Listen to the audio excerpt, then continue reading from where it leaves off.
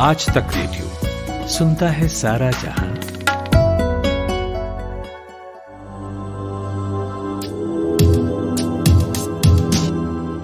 वैज्ञानिक कहते हैं कि कुकर में N95 मास्क को सैनिटाइज किया जा सकता है। अब कुकर में दाल गले न गले, मास्क जरूर सैनिटाइज हो सकता है। नमस्कार, मैं हूँ माधुरी। आज तक रेडियो का ये खास पॉडकास्ट कोरोना कवरेज लेकर आई हूँ। आज हम कई बातें करेंगे, जैसे हम उन लोगों की बात करेंगे जिनको लक्षण तो नहीं है कोरोना के संक्रमण के, पर वैज्ञानिक कहते हैं उनमें कोरोना वायरस की मात्रा बहुत होती है, यानी एसिम्प्टोमेटिक लोग। हम जानेंगे कि कैसे आवाज सुनकर महाराष्ट्र में की जाएगी कोरोना के मरीजों की प्रारंभिक जांच, और क्या कहती है कोरोना वायरस से जंग जीत कर लौट आने वाली 25 साल की स्वाति। एक बार फिर से कुकर पर आते हैं। अमेरिकी journal environmental science and technology letters में छपे एक आर्टिकल के मुताबिक कुकर में ड्राई हीट करके आप मास्क को गर्मी से सैनिटाइज कर सकते हैं। चलिए, वैज्ञानिक और क्या क्या कहते हैं इस बारे में हम जरूर जानेंगे, लेकिन पहले हेडलाइंस। देश में कोरोना संक्रमित 22 लाख के पार हो गए हैं। 44,386 लोगों की मौत हो चुकी है। पिछले 24 घंटों में 62,064 नए मामले सामने आए। मृत्यु दर गिरकर 2% पर आ गई है। कोरोना वायरस के लिए जांच की क्षमता को बढ़ाते हुए एक दिन में 7 लाख से ज्यादा नमूनों की जांच की गई। पूर्व राष्ट्रपति प्रणब मुखर्जी कोरोना संक्रमित पाए गए। उन्हें दिल्ली के आर्मी हॉस्पिटल में भर्ती कराया गया है। पश्चिम बंगाल सरकार ने सरकारी अस्पताल में पुरुष और महिला वार्ड में ट्रांसजेंडर समुदाय के कोरोना मरीजों के लिए 2 बेड आरक्षित किए हैं। ऐसा देश में पहली बार हुआ है। 72 घंटों के लिए अगर आप असम की हवाई यात्रा करते हैं तो आपको क्वारंटीन नहीं होना होगा। विश्व में संक्रमितों का आंकड़ा 2 करोड़ तक पहुंच गया है। पिछले 20 दिनों में 50 लाख मरीजों की संख्या बढ़ी है। रूस कोरोना वायरस की पहली वैक्सीन को 2 दिन बाद मंजूरी देने जा रहा है। वैक्सीन के तीसरे चरण का क्लिनिकल ट्रायल अभी जारी है। श्रीलंका में स्कूल्स जल्दी ही खोले जाएंगे और इजराइल के एक ज्वेलर ने सोने का मास्क बनाया है। ये सोने का मास्क कितने डॉलर का है ये आपको नहीं बताते, क्योंकि वैज्ञानिक तौर पर ये कितना सुरक्षित है ये कहना मुश्किल है। अब विज्ञान की बात। वैज्ञानिक कहते हैं कि जिन लोगों में कोरोना के लक्षण नहीं होते, यानी जो एसिम्प्टोमेटिक होते हैं, इसका मतलब ये नहीं कि उनमें कोरोना वायरस नहीं है। उनमें बहुत बड़ी मात्रा में कोरोना वायरस होता है। इस पर कई शोध की गई हैं पहले भी, हालांकि अभी भी जारी हैं, लेकिन हमने इस बात को जाना मशहूर वायरोलॉजिस्ट शाहिद जमील से। वायरस किस मात्रा में है, किसमें, और सिम्टम्स 2 अलग चीजें हैं। ये सोच गलत है कि अगर वायरस ज्यादा है तो सिम्टम्स ज्यादा होंगे, ऐसा कुछ नहीं है। सिम्टम्स जो हैं वो हमारी बॉडी कैसे रिएक्ट करती है वायरस को, उससे होते हैं। और हमें हर एक की वो क्षमता जो है वायरस से रिएक्ट करने की वो अलग होती है। इसलिए कुछ लोगों में लक्षण ज्यादा दिखते हैं, कुछ में कम दिखते हैं, कुछ में बिल्कुल नहीं दिखते।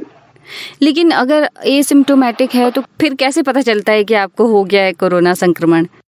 देखिए, एसिम्प्टोमेटिक उन लोगों को डिफाइन किया जाता है जिनका टेस्ट हुआ है और जो कोरोना के पॉजिटिव आए हैं, लेकिन जिसमें कोई सिम्टम नहीं। लेकिन अगर ऐसा कोई है जिसको कि टेस्ट ही नहीं किया गया है तो उसको आप एसिम्प्टोमेटिक कह ही नहीं सकते। आपको पता ही नहीं कि उसमें कोरोना है भी कि नहीं जी। तो ये थोड़ा सा बारीकी वाला पॉइंट है। एसिम्प्टोमेटिक उसी को कहा जा सकता है जिसका टेस्ट हुआ है और जो टेस्ट में पॉजिटिव आया है लेकिन सिम्टम नहीं दिखा रहा है। तो सभी को कराना चाहिए टेस्ट एक बार? देखिए, एक आइडियल सिचुएशन में तो सभी को कराना चाहिए, लेकिन उसकी भी लिमिटेशंस हैं। टेस्ट, कंफर्मेटरी टेस्ट जो है, फिर उसके जो लॉजिस्टिक्स है, 138 से 140 करोड़ लोगों को टेस्ट करना वो आसान नहीं है। इसलिए जो टेस्टिंग हो रही है वो क्लस्टर बेस्ड टेस्टिंग हो रही है। मतलब अगर हमें पता है कि दिल्ली में करोल बाग में इन्फेक्शंस काफी पाए जा रहे हैं तो हम उस एरिया के लोगों को ज्यादा टेस्ट करेंगे। अगर दिल्ली में लेट्स से फ्रेंड्स कॉलोनी में कम है तो हम फ्रेंड्स कॉलोनी में नहीं करेंगे। तो क्लस्टर बेस्ड टेस्टिंग हो रही है। दूसरी चीज ये है कि अगर किसी घर में एक आदमी को कोरोना कंफर्म है और उसको सिम्टम्स हैं, तो फिर उसका जो कॉन्टैक्ट्स हैं घर में उनको टेस्ट किया जाता है और उसमें बहुत से लोग ऐसे निकलते हैं कि जिनको पॉजिटिव आते हैं लेकिन जिनको कोई लक्षण नहीं है। मैं बहुत ऐसे लोगों को जानता हूं कि जिनकी फैमिली में एक आदमी को सिम्टम है, उसमें 3 और लोगों को पॉजिटिव आया लेकिन उन 3 को कोई सिम्टम नहीं। जी, ऐसा तो काफ़ी हो रहा है। अच्छा, तो मतलब अगर आपको लगता है कि आपके आसपास कोई है ऐसा कोरोना संक्रमित और अगर आपको ज़रा सा भी संदेह हो तो आप ज़रूर टेस्ट करा सकते हैं। बिल्कुल बिल्कुल। तो वो अगर आप किसी ऐसे आदमी से कांटेक्ट में आए हैं जो कि कोरोना केस साबित हो गया है, तब आपको टेस्ट करा लेना चाहिए। ये थे डॉक्टर शाहिद जमील। और अब उस विज्ञान की बात जो फोन पर आवाज सुनते ही माँ बाप पहचान लेते हैं कि गला खराब हुआ है, जुकाम बुखार है क्या। ये एक ऐसा विज्ञान है जिसके बारे में क्या कहा जाए, माँ बाप अपने आप समझ जाते हैं। लेकिन अब आवाज में आते इस बदलाव से कोरोना संक्रमण का पता लगाने की तैयारी भी महाराष्ट्र सरकार कर चुकी है। ये कैसे संभव होगा, बता रहे हैं विज्ञान की खबरों पर नजर रखने वाले ऋचिक मिश्रा। एकदम माधुरी, ये जायज सवाल है और ये तरीका भी बहुत जायज है, क्योंकि अभी आप कभी भी आप देखिए, आप किसी अपने चाहने वाले को या जानकार को जब कभी फोन पर बात करते हैं और सामने वाले की तबीयत खराब होती है तो आपको ये पता चल जाता है कि उसकी तबीयत खराब है, उसकी आवाज से पता चलता है, जबकि आप उसे देख नहीं रहे होते हो। और ये कोरोना के साथ ही पॉसिबल है और वॉइस टेस्ट किया जा सकता है। तो ये एक आर्टिफिशियल इंटेलिजेंस बेस्ड टेस्ट होगा जिसमें वो वॉइस के मॉड्यूलेशन के आधार पे डिसाइड करेगा कि व्यक्ति है वो कोरोना पॉजिटिव है या नहीं है। ये लेकिन एक तरीके का एंटीजन टेस्ट ही होगा, मतलब आप इसको आरटीपीसीआर से कंपेयर नहीं कर सकते, क्योंकि आरटीपीसीआर पुख्ता ये बताता है कि आपको कोरोना है। मतलब कहने का मतलब ये है कि सिर्फ इससे ये कहा जा सकता है कि इसे कोरोना हो सकता है, ये कोई एक जांच का पैरामीटर नहीं हो गया है, बस एक संभावना ही जताई जा सकती है। हाँ, ये इस तरह से ये बता सकता है। जो रैपिड टेस्ट हो रहा है एंटीजन टेस्ट, उसी तरह का है। ये आपको ये बता देगा कि सिम्टम्स हैं। जैसे अब मैं ये बताता हूँ कि वॉइस मॉड्यूलेशन से ये पकड़ेंगे कैसे। एक्चुअल में क्या होता है कि जब भी हमें किसी तरह का थ्रोट इन्फेक्शन होता है या रेस्पिरेटरी सिस्टम जो हमारा सांस लेने की जो प्रणाली है उसमें किसी तरह का इन्फेक्शन होता है, तो हमारी जो श्वास नली है और जो आवाज की नली उससे पतली से जुड़ी होती है उसमें सूजन आ जाती है, जिसको इन्फ्लेमेटरी फेरिंग्स बोलते हैं और लैरिंग्स, ये 2 चीजें होती है। तो ये दोनों जब सूज जाती हैं तो हवा जो पास होती है उसमें दिक्कत होती है, और जब हवा पास होने में दिक्कत होती है तो आपका वॉइस मॉड्यूलेशन जो है वो थोड़ा सा बदल जाता है। तो आप जिस नॉर्मल, जैसे मैं अभी आपसे बात कर रहा हूँ बड़े सामान्य भाषा में और बड़े ही सामान्य तरीके से, लेकिन अगर मुझे सर्दी जुकाम या बुखार हो जाएगा तो मेरी आवाज थोड़ी फंस के आएगी, थोड़ा रुक के आएगी, या हो सकता है कि मेरी आवाज में बेस ज्यादा हो और मैं थोड़ा धीमे बोलूं, क्योंकि आपको सूजन में, जो गले में सूजन होती है अंदर, तो हवा जब पास होती है तो उसमें जलन होती है, दर्द होता है, तो इस वजह से आदमी थोड़ा सा धीमे बोलता है। तो ये जो वॉइस मॉड्यूलेशन है इसी को ट्रैक करेगा ये नया सिस्टम जो है वॉइस टेस्ट सैंपलिंग जो कर रहे हैं आर्टिफिशियल इंटेलिजेंस के थ्रू, उसके थ्रू ये बता पाएंगे कि हाँ इस बंदे को कोरोना हो सकता है। ये पुख्ता नहीं बताएगा, ये हो सकता है पे जाएगा। उसके बाद अगर आपको पुख्ता करना है तो आपको आरटीपीसीआर टेस्ट करवाना ही पड़ेगा। तो इसका मतलब ये है कि एक प्राइमरी लेवल पर एक जांच हो जाएगी और एक बड़े स्तर पर इससे जांच की जा सकेगी या ज्यादा लोगों तक इसकी पहुंच हो सकेगी, क्योंकि हम एक बार इससे देख ही लेंगे। क्या लगता है आपको? प्राइमरी लेवल पे इसको किया जा सकता है। जैसे अभी आप अगर राष्ट्रीय राजधानी क्षेत्र की बात करें, दिल्ली एनसीआर में, तो दिल्ली में खास तौर से एंटीजन टेस्ट बहुत ज्यादा हो रहे हैं, रैपिड टेस्ट जिसको बोलते हैं। इसका रिजल्ट 30 मिनट में आ जाता है और वो बड़े आराम से क्लियर भी हो जाता है कि पॉजिटिव है नेगेटिव। लेकिन वो एसिम्प्टोमेटिक अगर कोई है जिसके शरीर में लक्षण नहीं दिख रहे हैं, वो भी नेगेटिव आ सकता है एंटीजन टेस्ट से। तो इसी तरह वॉइस टेस्ट से भी हो सकता है कि उस बंदे के अंदर कोरोना ना हो, वो सर्दी जुकाम से पीड़ित हो, लेकिन एक बार तो उसमें ये आएगा कि आप बीमार हैं, आपके गले में इस तरह का इन्फेक्शन है। लेकिन उसका जो पुख्ता जांच होगी वो आपको इन दोनों टेस्ट, चाहे वॉइस टेस्ट करवाएं या रैपिड एंटीजन टेस्ट करवाएं, उसके बाद अगर आपको उसको पुख्ता करना है कि आपको कोरोना वाकई है कि नहीं है, तो आपको rapid test polymerase chain reaction पे जाकर के ही पुख्ता करना होगा, जिसको RT-PCR कहते हैं, और उसके बाद ही पता चल पाएगा कि आप सच में संक्रमित हैं या नहीं है।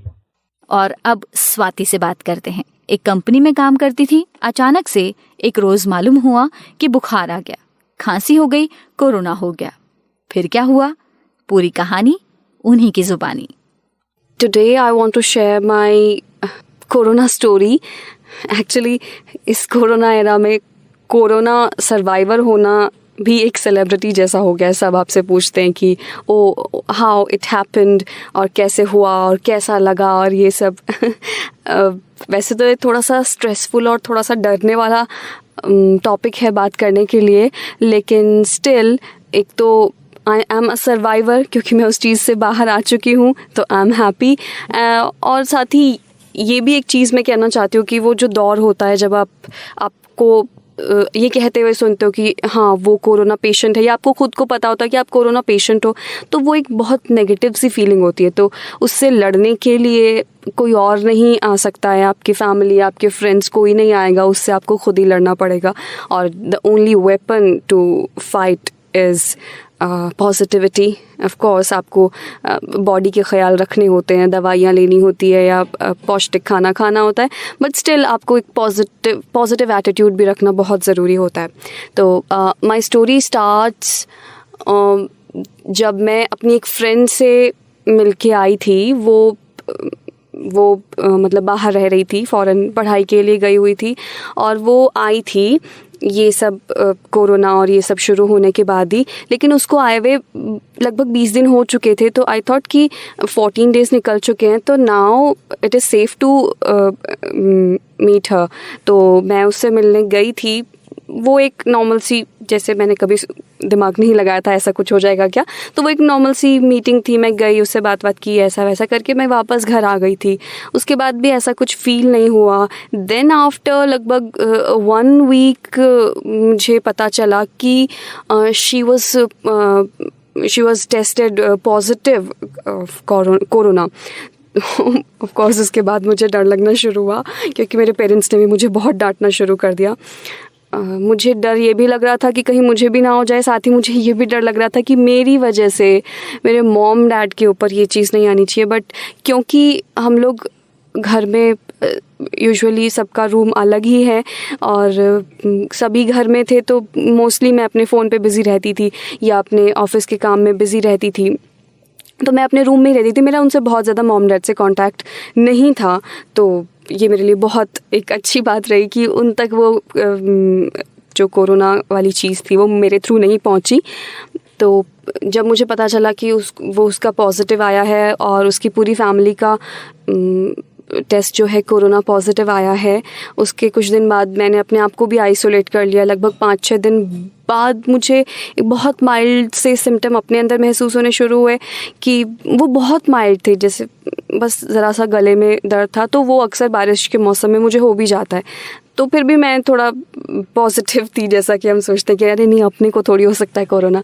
बट कुछ दिन बाद मुझे लगा कि नहीं, अब टाइम है कि मुझे टेस्ट करवा लेना चाहिए, क्योंकि मुझे माइल्ड फीवर भी रहने लगा था 1-2 दिन तक, और मुझे खुशबू नहीं आ रही थी किसी भी चीज़ की, क्योंकि मैं बहुत फ्रेग्रेंस पसंद करती हूँ। तो every day I use some perfume and deo, पर उनकी किसी की भी खुशबू मुझे नहीं आ रही थी। तो ये एक मेजर क्लिक मेरे दिमाग में हुआ कि मुझे कुछ भी खुशबू नहीं आ रही है। बुखार था, थोड़ा सा गले में भी दर्द था, इस तरह के कुछ और छोटे मोटे सिम्टम्स थे। तो मैंने अपनी भाभी से बात की, वो नर्सिंग में हैं, हॉस्पिटल स्टाफ हैं।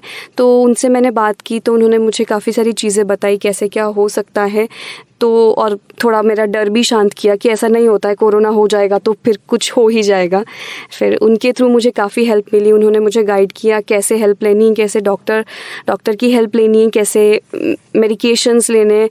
फिर मुझे क्वारंटीन किया गया। हालांकि मैं क्वारंटीन सेंटर में नहीं गई, लेकिन मुझे पास ही के एक फ़्लैट में, जो कि हमारे रिश्तेदार का फ़्लैट था, वो लोग नहीं रह रहे थे, तो वो उस फ्लैट में मुझे क्वारंटीन किया गया।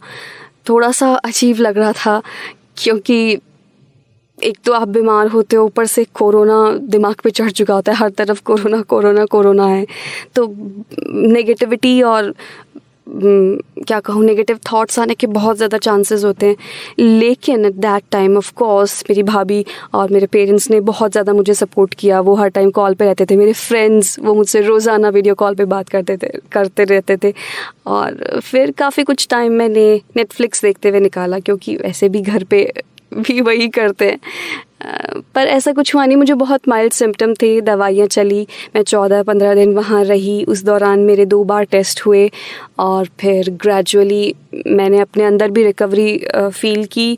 और जब मेरा तीसरी बार जब टेस्ट किया गया तो आई वॉज फाउंड नेगेटिव, तो मैं बिल्कुल ठीक थी। उसके बाद भी मैं कि कहीं मैं किसी और को ना दे दूँ, इसलिए मैं कुछ दिन वहीं रही, 5-6 लगभग 1 हफ्ते में वहीं रही। और उसके बाद जब मैं घर लौटी तो सब लोग बहुत खुश थे, मैं भी बहुत खुश थी।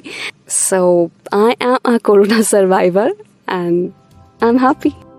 स्वाति को एक हेल्दी लाइफ की विशेष हमारी ओर से। फिलहाल इजाजत दीजिए। और हाँ, विज्ञान जो भी कहे, कपड़े के मास्क अगर आप पहनते हैं तो उन्हें बार बार बदलते रहिए, धोते रहिए और हाँ, हाथ भी धोते रहिए। नमस्कार।